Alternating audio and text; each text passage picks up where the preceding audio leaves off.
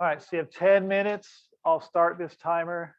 I don't know why it won't go to the time I set it to. I will restart it after it's done.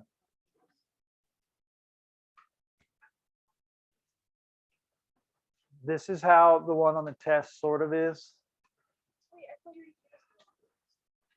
I did. But I mean, you'll get points for the balanced equation. You'll get points for the masses. You'll get points for the moles. So do it all in parts. And you can round.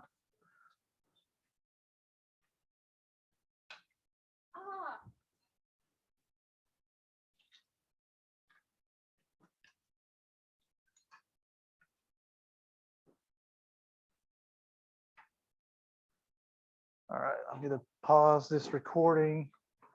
No reason to record for 10 silent minutes. Here we go. So we had this quiz. Hopefully, you give me some feedback where you got lost so I can find out where more people are lost. All right, I have it all worked out on this next page. So here we go. What is the balanced equation? It was 2, 1, 2. How many at least got 2, 1, 2?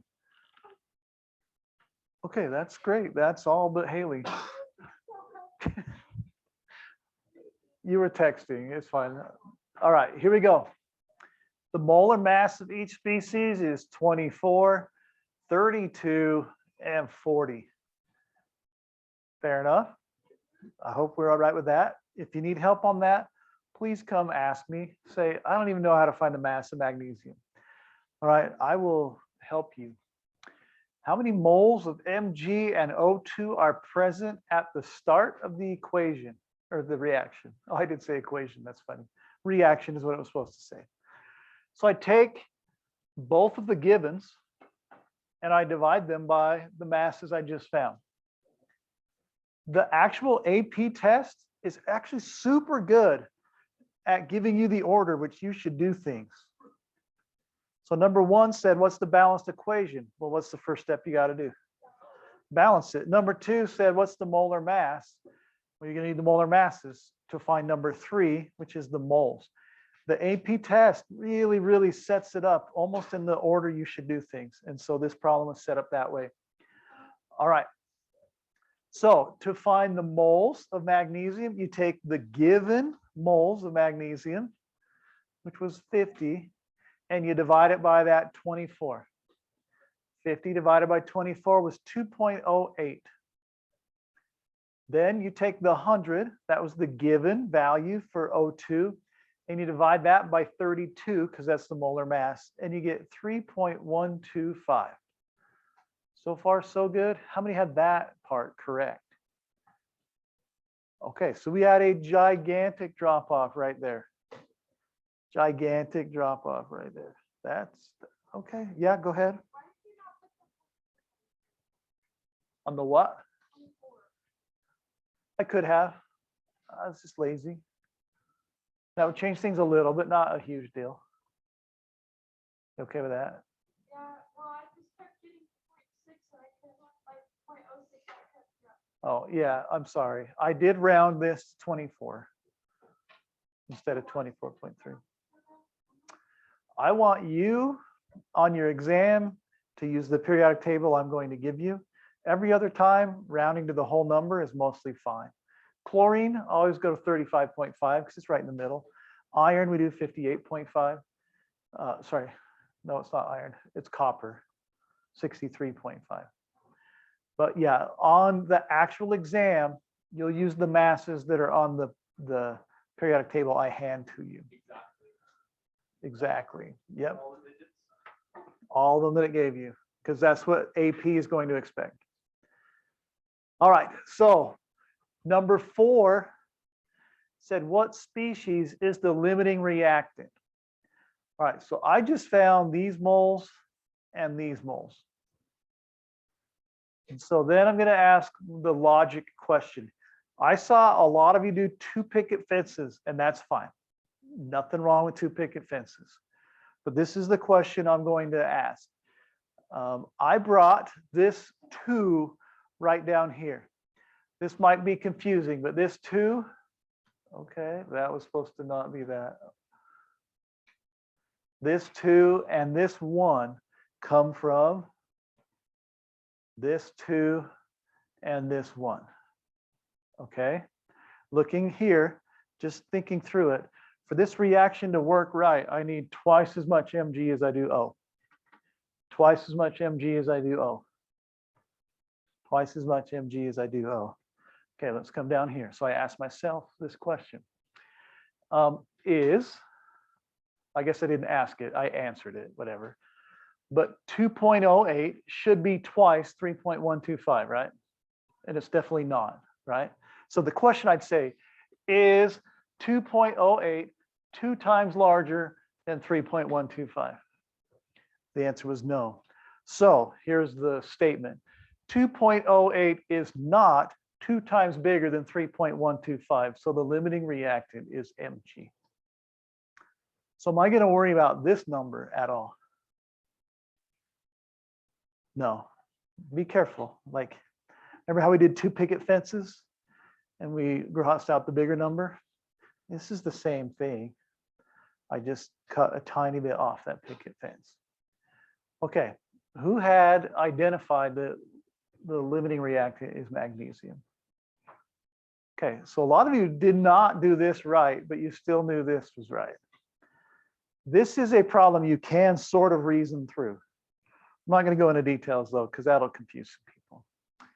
Okay, as I walked like the little L, I walk here a lot. A ton of people said they got lost on section 5, which was how many grams of MgO are produced. So once you know the limiting reactant, you can go from there. You take the limiting reactant and any picket fence you're going to do from now on, you start with that amount of moles of limiting reactant. And you set up a picket fence to solve for grams of MgO. So you have moles Mg coming down here, 2 moles of Mg, that's from the balanced equation, 2 moles of MgO, and then it's 1 mole and 40. So these cancel. So you just take 2.08 and times it by 40. I got 83.2. If you did it round, it's probably 83.3 or 4, or whatever. It's a little off, but it's the same. All right, so that's the mass of magnesium oxide produced from the limiting reactant. Who had this number on their piece of paper? Okay.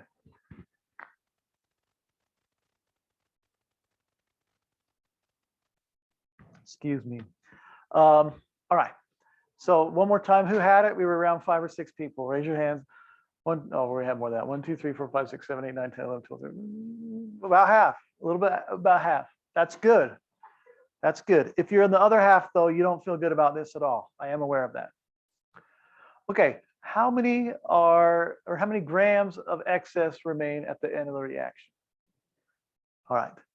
When I was doing one of these, when I was almost falling asleep, I did one and I knew I did everything right, and then it didn't add up at the end. Guess what I forgot to do? I forgot used.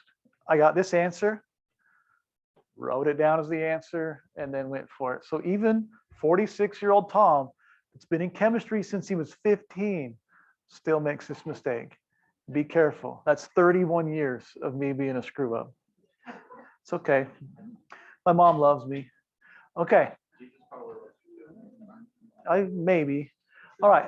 So this is my limiting reactant right here. We okay with that? Anytime I do math, like a picket fence, it starts with my limiting reactant. 2.08, still 2 moles, but this time it's 1. This 1 comes from the balanced reaction for O2. 1 mole of O2, 32 grams of O2. I multiply that across and I got 33.28 that were used. All right, so then I went to my initial, which is 100. I subtracted my used, which was 33.28 right here. And I got 66.72-ish. I know I rounded, so it's a little off, of excess.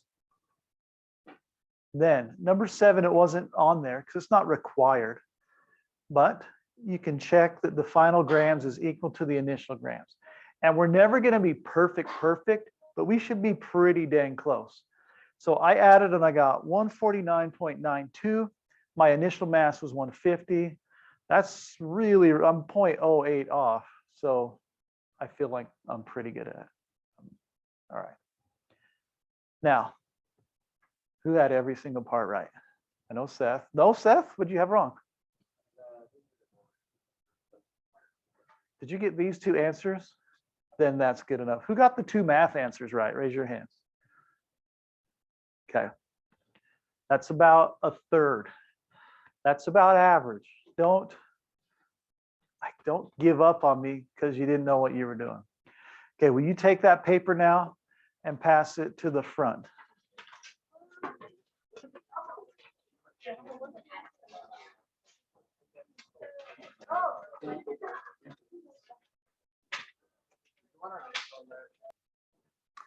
All right, so we did the quiz. That was really right here. Then more limiting reactant practice. We're going to do that. Today, I want to make sure you know how to find the limiting reactant, because as I walked around, a lot of you had a 5 on your paper. Now, today, I'm also going to show you another way to do these problems. And you're like, Davidson, I'm sick of all the ways. That's okay. We started long, we've gone medium, and now we have fast. But fast only works if it makes sense. All right. So think about this problem real quick. I don't have you balance it. We've used this 100 times so far. It's a 2, a 1, and a 2, correct? All right. Would you be okay if I said this was really a 4, a 2, and a 4? Is it really? It's still balanced, right? Could I say this is a point, or it's a 1? What would this be? 0.5, and what would this be? 1, because all that matters is I maintain the ratio that sodium is twice as big as chlorine. And I maintain the ratio that sodium is the same as NaCl. Who's with me right on this part? Okay, so now pretend we did our limiting reactor or our moles. And we found out that chlorine is my limiting reactant, and I have 0.25 moles of it. And that's all I know. I did that and I found out chlorine is 0.25 moles. That was my limiting reactant. You can do the following if you like it. Chlorine is how many moles? 0.25. Then what would sodium be? 0.5. What would sodium chloride be? 0.5. This process tells me the moles produced. It tells me the moles used. It's right there in the reaction. Now, what's the advantage of this? This is the advantage. If I want to know the grams of NaCl produced, I know it's 0.5 moles times 58.5. And there's my answer. Any picket fences? None. It saves you an incredible amount of time if it makes sense. Now, how would I find the excess? I take 0.5 and I multiply it by 23, and then I subtract that from the amount given. This problem didn't give you the amount given, so you can't do that.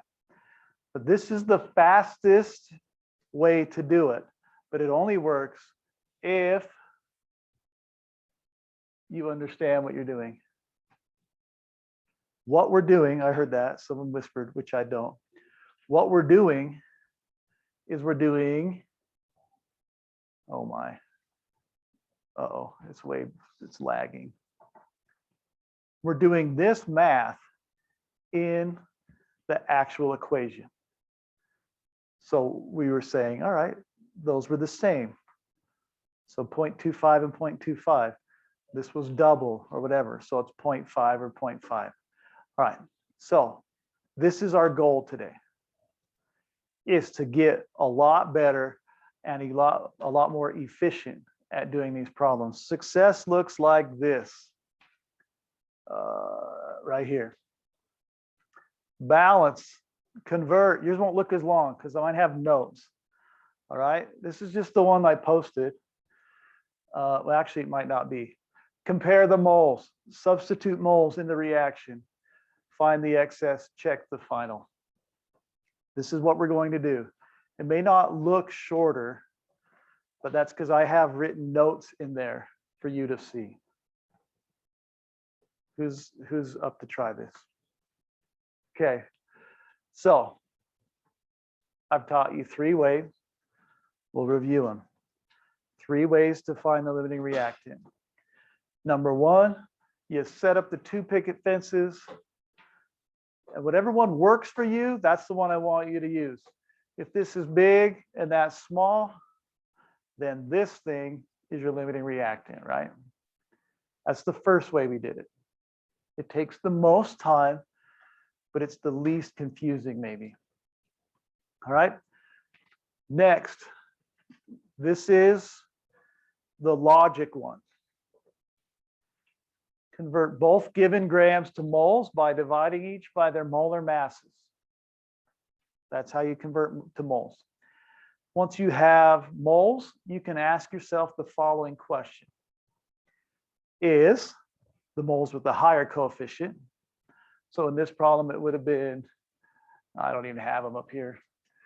But if it's a 3 and a 1, you'd pick the 3. At least that many times bigger than the one with the smaller coefficient. Okay. If the answer is yes, then the limiting reactant is the one with the smaller coefficient.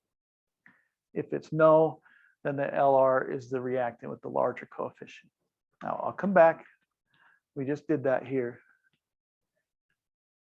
Right here. Why are you so slow? Okay, fine. Right here. We said the one with a larger coefficient, is it at least 2 times greater than that? Since the answer was no, that was the limiting reactant. If it's yes, then you go to the one with a smaller coefficient. That's the thinking it through. Now, there's another way, and you're like, Tom, I hate you, but it's okay. I'm used to it. This is when they get confusing. So if you have a 4 and a 5, which one of the problems has a 4 and a 5, then it's hard to say, is that one 5/4 larger than that one is? That gets a little hard. Most people will never do this. The first part is the same. Convert both given grams to moles by dividing each by their molar masses. That's the same. Then multiply each answer by the coefficient of the other reactant. Then set up a greater or less than sign. Is there a short name for that thing? What's that called? Set up an alligator. The sign will point to the limiting reactant. Like the alligator, you could make an arrow, and that would be your LR. If you set it up this way, then this would be your LR. So I have an example of this. It's really blurry because I did this on my iPad. Oh, that's all stuck together. It got worse. It doesn't matter.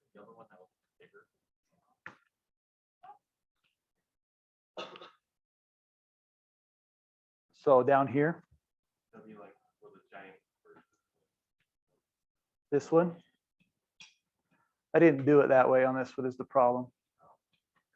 It's okay. We can just do it on the one we just did. So what I would do here, what I'm trying to say is I take 3.125 and I would multiply that number by the other coefficient. 6.250, right? All right, and then I take this and I multiply it by 1, which is just 2.08 and 6.250. The alligator would eat 6.250, right? So I would make my arrow and it would tell me this was my limiting reactant. Okay, raise your hands if that even made 2 seconds of sense. Is that how you did it, Preston? I saw her whisper to you. Yeah, this is the math way. This is like the most pure way to figure it out, is you just multiply them, compare them, and that will tell you every time. Okay, so there are 3 different ways to figure out the limiting reactant. And I do not care what one you use, as long as it works. All right, ooh, that's coming up later. Are we ready to try one here? Okay, let me find one that I did that has funky coefficients. Oh, it's on my iPad. So I don't remember it, but it's a good one because then you have to use higher thinking. You're like, Davidson, I just bombed the other one. You'll be fine.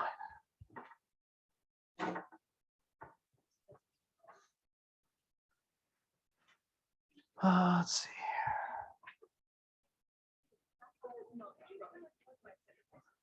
Okay, here we go. We have 4NH3. Is that the one I gave you? Yeah. Is that the one that was on there yesterday? I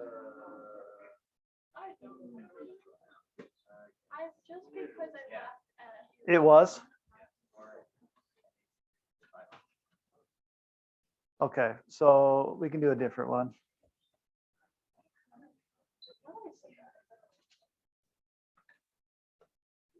How many did that problem? Raise your hands. One of you? Okay, we'll stick with this one then. One of you did it. Okay. Well, everyone can see the answer.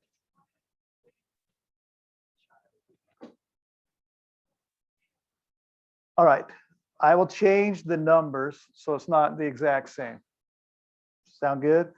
So you have this reaction, and we'll say we have 4.5 grams of NH3 and 5.0 grams of O2.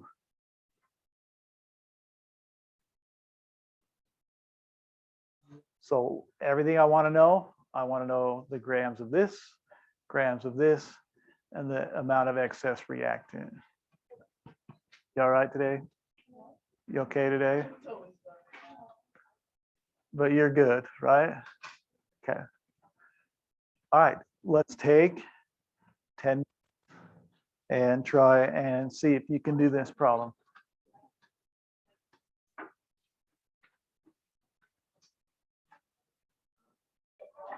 All right, my friends. I took a picture of Haley's. I'm pretty sure she was right.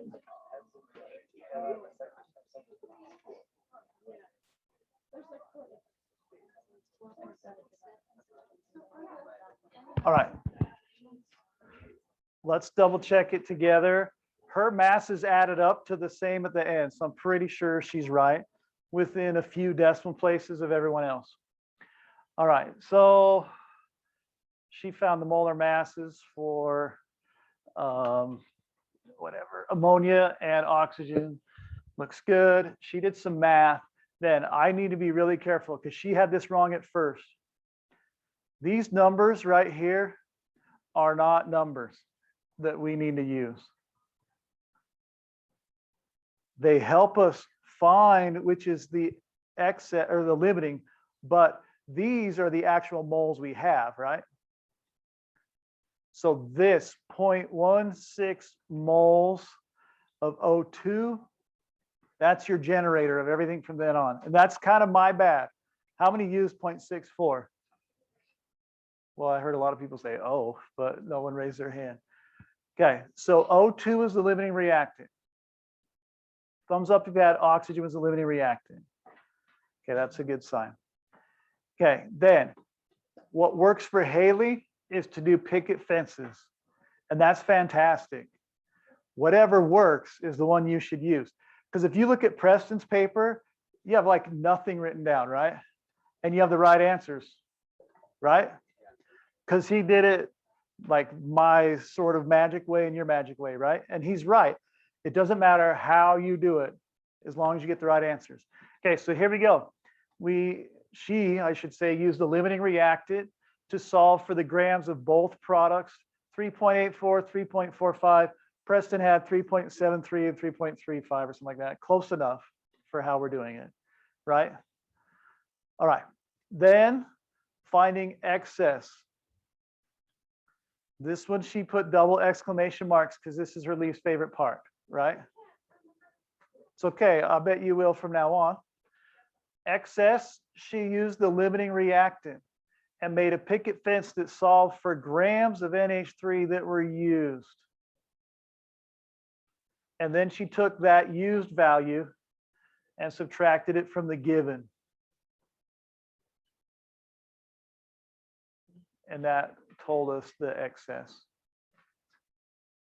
So she had 2.32, 3.45, 3.84. We did the math and we got within like a tenth or so of the real actual givens. So we know, like, if you do all that and it equals the end, it'd have to be the craziest coincidence of all time that you were wrong and it still added up. Like it's almost impossible. So at the end, if you do all this math and add all three values up and they equal, that's golden. Now, there's a trick to that though. If you made the assumption, remember the easy way, add then subtract, and that's your excess, well, then they'll always add. All right, tomorrow we'll do more practice. I'm gonna put a couple practice problems in an announcement on Canvas. They're not required, but some of you should definitely try them. I didn't mean to make eye contact with you. No, I'm like, Okay, thank you. yep. All right, Healy, I'm worried about you and region cross country, just FYI. Yeah.